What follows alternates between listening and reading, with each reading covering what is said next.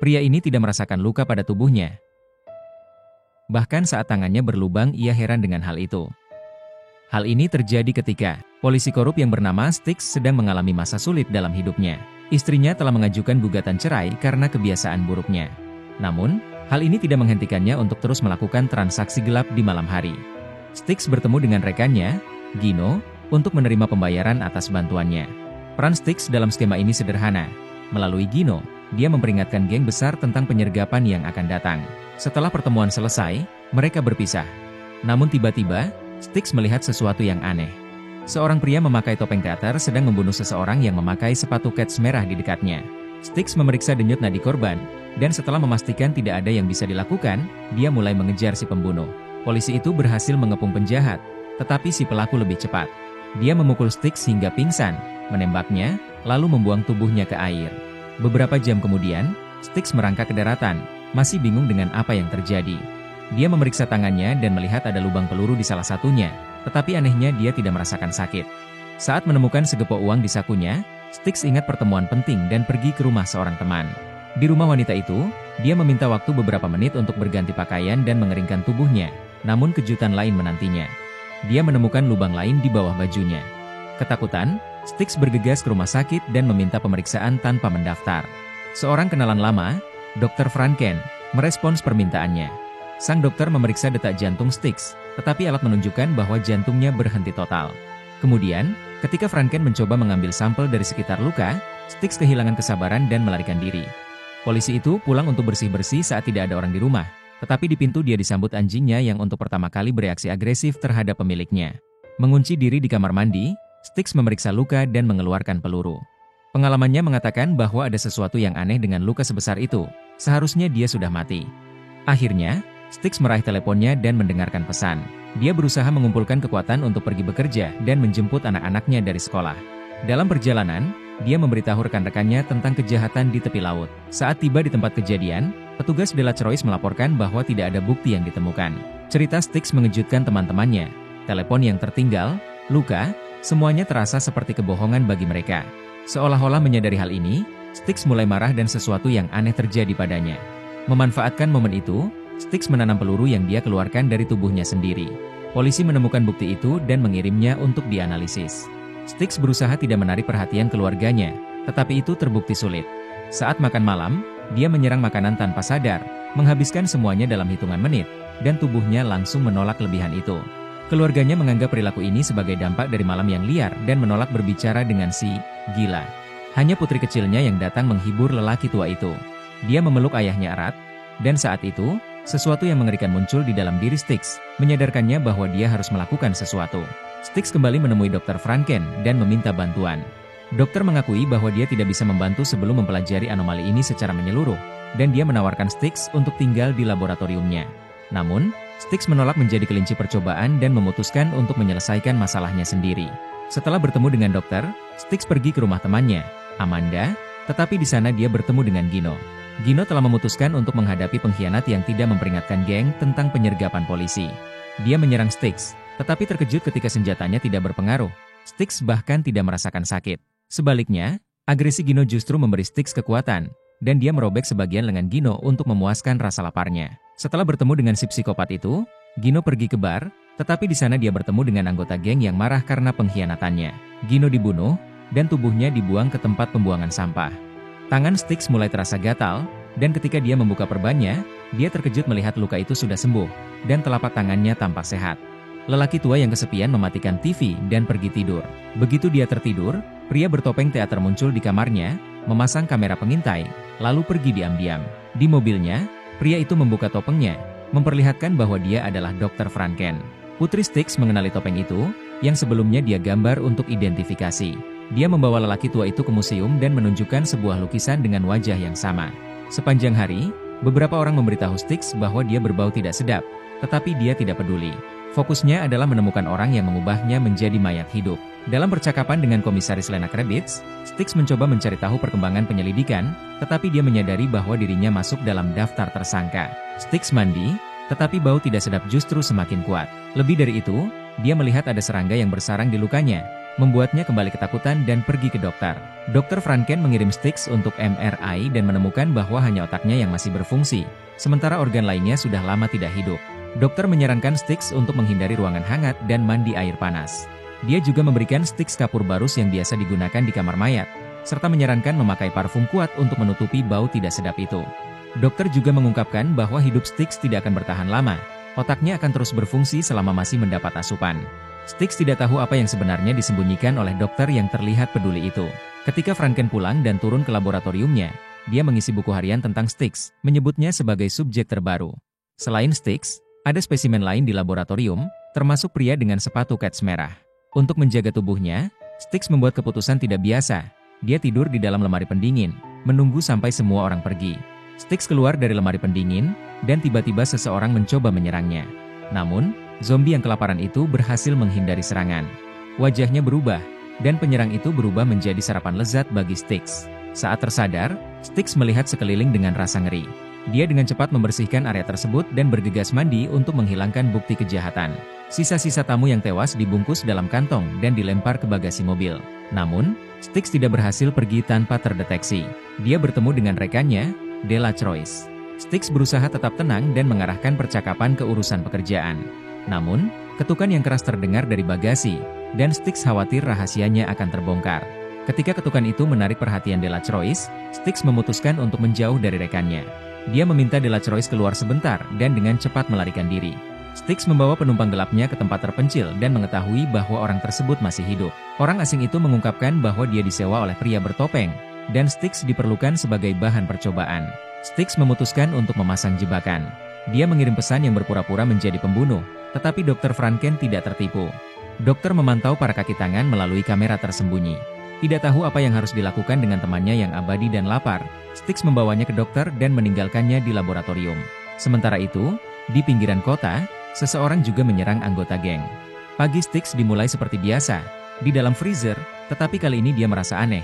Dia tampak lebih muda dan terlihat jauh lebih baik. Anak-anak dan pengasuhnya menyadari hal ini ketika mereka bertemu kepala keluarga itu di dapur.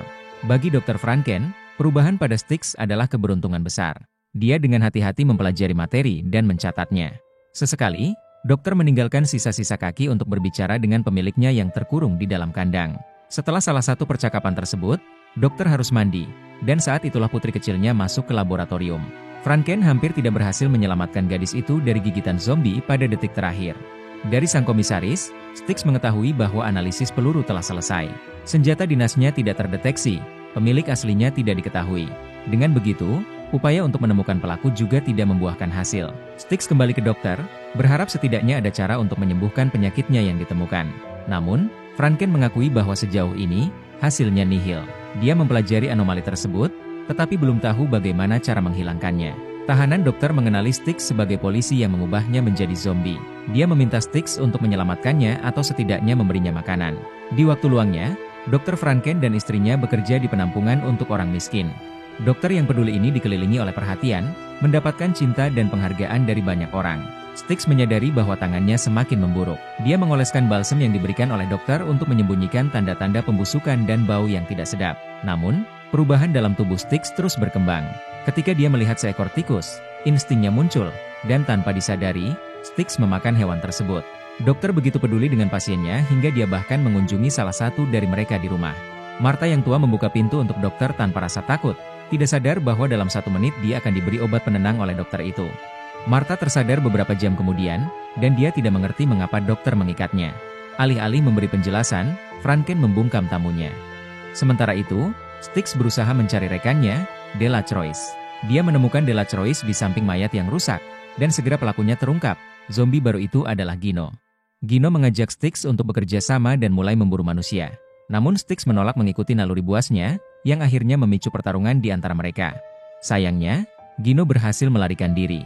Di kamar mayat, tubuh yang ditemukan oleh Styx diperiksa. Dia mencoba menyesatkan para ahli, tetapi mereka dengan cepat mengenali bekas gigitan manusia pada korban. Sementara para ahli sibuk mempelajari tubuh yang aneh itu, Dr. Franken melanjutkan eksperimen-eksperimennya, yang tampaknya mulai menunjukkan hasil. Dia menuangkan cairan aneh ke dalam sebuah jarum suntik dan menyuntikkannya ke tubuh Martha. Sayangnya, jantung Martha tidak kuat menahannya, dan ilmuwan gila itu merendam tubuhnya dalam larutan khusus untuk kehidupan yang tak mati. Tanpa mengetahui apa yang dilakukan dokternya, Styx mengunjungi Franken dan mengambil sisa-sisa teman lamanya. Styx memenuhi permintaan terakhir orang tua itu, membawanya ke laut dengan perahu dan menurunkannya ke air. Sambil merenung tentang keabadian, Styx memperhatikan telapak tangannya yang semakin menghitam, sementara bagian tubuhnya yang lain terus membusuk meski disimpan dalam freezer. Selama penggerbekan bersama, Styx kehilangan kendali lagi dan menyerang Delatroyce. Beruntung, zombie itu berhasil berhenti tepat waktu, tetapi rekannya menyadari ada sesuatu yang tidak beres. Dr. Franken mengumpulkan semua sukarelawan dari penampungan dan berbicara tentang pencapaiannya yang baru, tetapi tak seorang pun mengerti apa yang dia bicarakan. Di saat yang sama, masalah muncul dengan seorang petugas keamanan di pusat bisnis sentral. Istri dokter yang baik hati mengundang seorang pemuda yang sedang mengalami masa sulit dan tidak punya uang untuk tinggal di rumah mereka. Franken mengizinkan tamunya tinggal, tetapi pria itu heran dengan pertanyaan-pertanyaan mengenai kesehatan dan gaya hidup yang diajukan oleh tuan rumah. Tiba-tiba, pemuda itu merasa tidak enak badan, dan dokter meminta istrinya pergi bersama putri mereka. Lalu, ilmuwan gila itu membawa korbannya ke laboratorium. Di keluarga Styx, masalah baru muncul. Putranya terlibat dengan kelompok yang buruk dan ditangkap karena pencurian. Styx mencoba menjelaskan aturan kepada remaja itu, tetapi malah terjadi pertengkaran, dan Styx kehilangan kendali, menyerang anaknya. Untuk menghindari hal yang lebih buruk, Styx meninggalkan rumah. Ia menderita akibat mimpi buruk yang menjadi hidupnya, dan demi menjaga keluarganya, Styx pindah ke kapal tua di pusat bisnis. Tak lama kemudian ditemukan bahwa petugas keamanan tersebut tidak menunjukkan tanda-tanda kehidupan. Semua berita membicarakan bagaimana mayat itu diciptakan oleh seseorang yang tidak dikenal. Istri Styx memberitahu rekan-rekannya tentang insiden yang baru-baru ini terjadi, dan Lena pergi mencari sahabatnya untuk mengetahui apa yang terjadi pada dirinya. Styx mengenakan tudung dan mematikan lampu agar sahabatnya tidak bisa melihatnya. Dia bertanya kenapa Lena mencarinya, dan komisaris menunjukkan rekaman kamera dari pusat bisnis yang memperlihatkan seseorang bertopeng membawa tubuh petugas keamanan. Istri Styx menemukan tagihan untuk MRI yang dilakukan Styx. Dia meminta suaminya untuk bertemu, dan Styx harus menutupi wajahnya dengan alas bedak untuk menyembunyikan bercak-bercak sebelum pertemuan itu. Styx mampir ke kamar mayat untuk memeriksa tubuh petugas keamanan. Namun, setelah dia pergi, petugas menemukan detail menarik. Salah satu pasien di lemari pendingin telah digigit. Styx menunggu Isabel di sebuah kafe, dan ketika dia tiba, dia meyakinkan istrinya bahwa tidak ada yang perlu dikhawatirkan. Itu hanya pemeriksaan rutin, dan dia baik-baik saja. Namun, istrinya curiga dia berbohong. Styx bertingkah aneh, terlihat sangat buruk, dan di akhir makan malam, dia mulai merasa mual. Tanpa menunggu lebih lama, Isabel menghubungi dokter keluarga mereka, Franken, tetapi spesialis itu juga meyakinkannya bahwa semuanya terkendali. Styx hanya gugup karena perceraian dan menunjukkan tanda-tanda stres. Istri Dr. Franken diam-diam turun ke laboratorium dan menemukan seorang tawanan di sana. Namun dia tidak memiliki keberanian untuk melepaskannya, dan wanita itu melarikan diri. Dokter mencurigai seseorang telah masuk ke ruang bawah tanah saat dia tidak ada. Namun, Sandra meyakinkannya bahwa tidak ada yang datang. Setelah memeriksa pasien, Franken tidak bisa memahami mengapa virus itu tidak bekerja pada pria tersebut. Akhirnya, ilmuwan itu menemukan jawabannya, dan dengan seutas tali, dia menghentikan detak jantung orang itu. Tukang pos menyadari bahwa Martha tidak menjawab bel pintu. Beberapa jam kemudian, komisaris diberitahu tentang mayat aneh kedua yang sedang dipersiapkan untuk penyimpanan jangka panjang. Putri Styx tiba di kapal untuk mengunjungi pria tua itu, tetapi dia mengalami kejadian lain dan mengusir gadis itu. Namun, putrinya tidak berhasil pulang. Dia diculik oleh Gino dan kaki tangannya. Mengetahui putrinya hilang, Isabel pergi ke kapal, tetapi sesuatu berjalan tidak sesuai rencana. Saat terbangun, dia mendapati dirinya dirantai ke sebuah pipa. Styx juga merantai dirinya agar tidak membahayakan istrinya. Dia menceritakan seluruh kebenaran tentang situasinya, dan ketika Isabel tidak percaya pada ceritanya tentang zombie, Styx menawarkan tangannya agar dia bisa merasakan tidak adanya denyut nadi. Suara langkah kaki terdengar dari atas, dan Isabel mulai berteriak minta tolong. Namun, pengunjung di atas ternyata lebih berbahaya daripada suami zombienya. Di atas, Styx menemukan Gino. Gino menunjukkan foto putrinya dan memberikan ultimatum.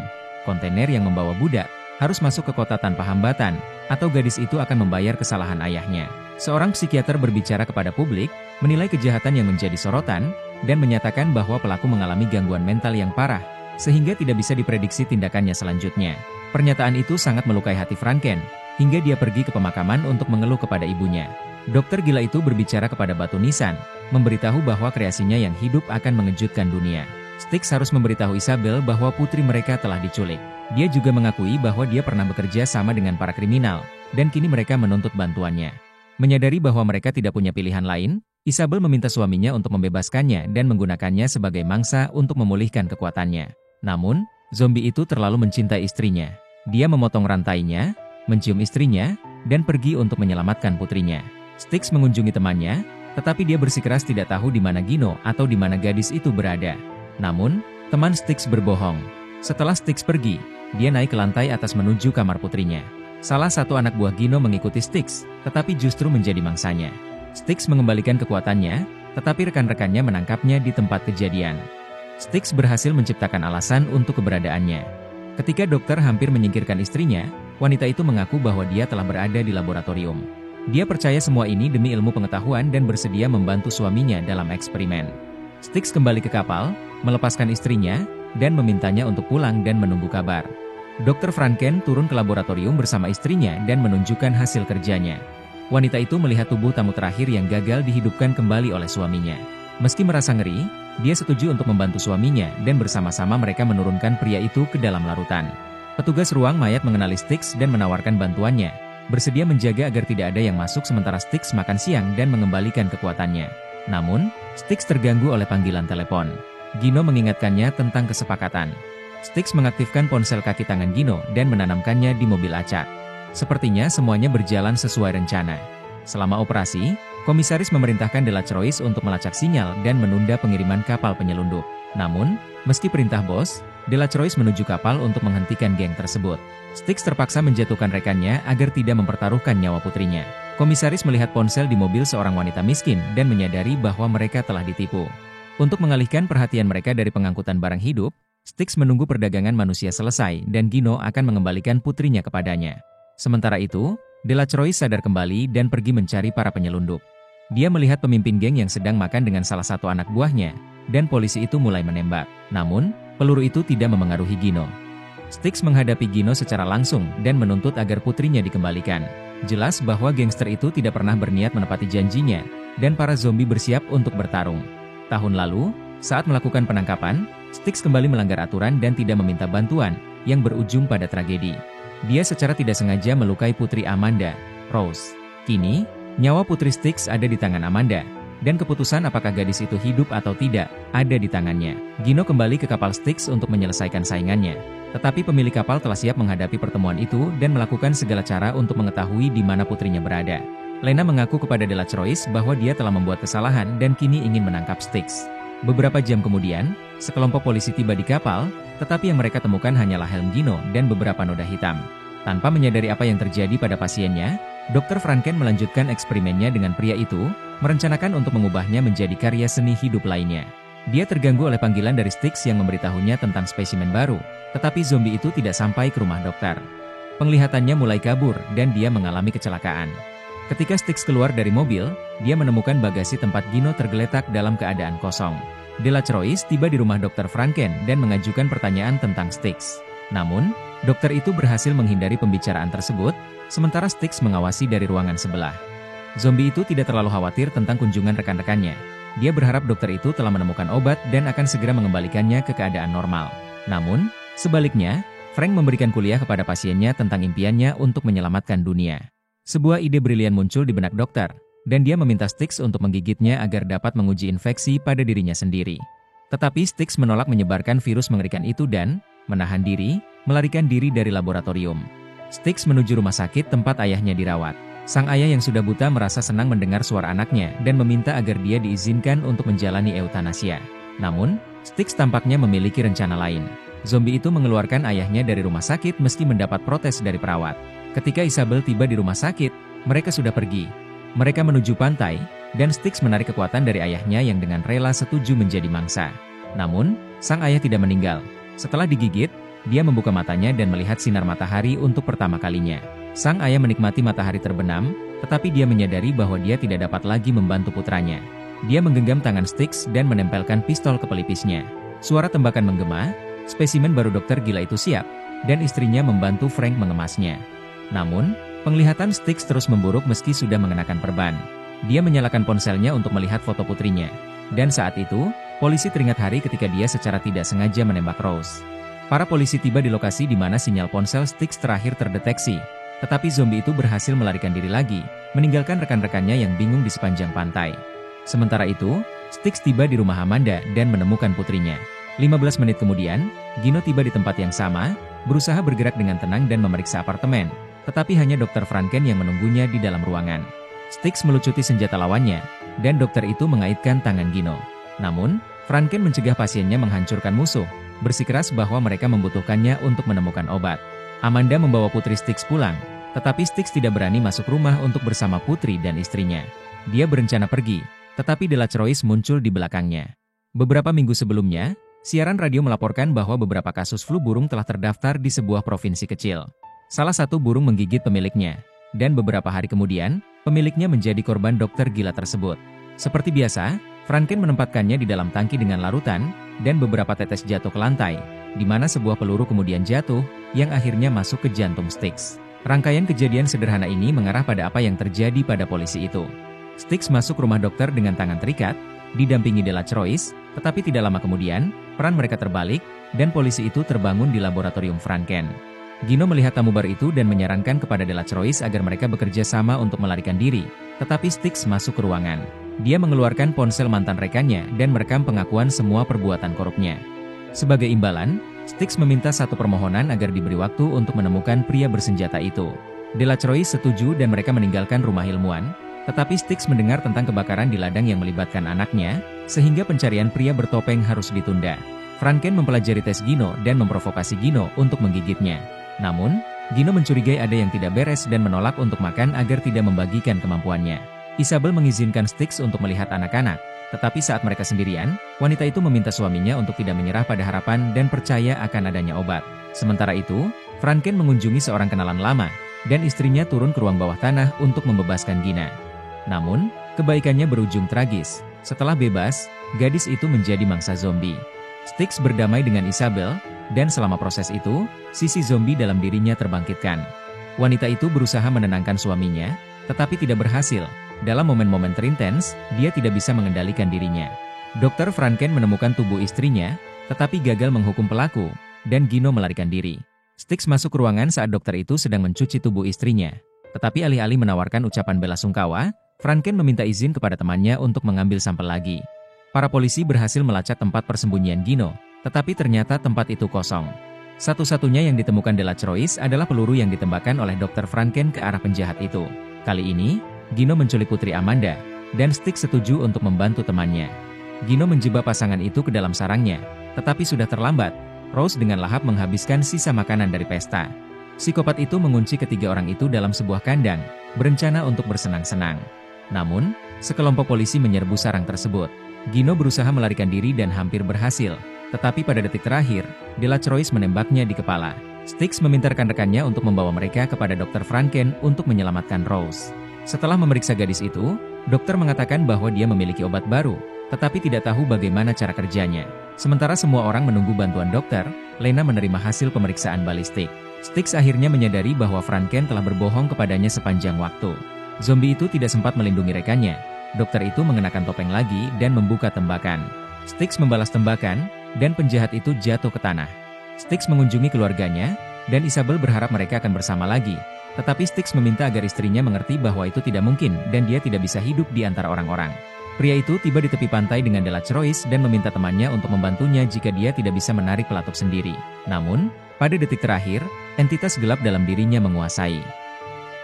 Jadi di dalam film ini, dia adalah seorang polisi korup, pecundang, dan pecandu alkohol. Istrinya hampir bercerai darinya, ayahnya yang buta ingin menjalani eutanasia. Dan dokter itu adalah orang gila yang bermimpi menghidupkan kembali orang-orang tetapi tidak pernah berhasil. Suatu hari, dokter itu membawa seorang wanita tua untuk eksperimen, yang telah dipatuk oleh burung unta yang terinfeksi flu burung. Cairan dari wanita tua yang terinfeksi ini jatuh ke peluru yang kemudian ditembakkan ke polisi itu dan mengubahnya menjadi zombie.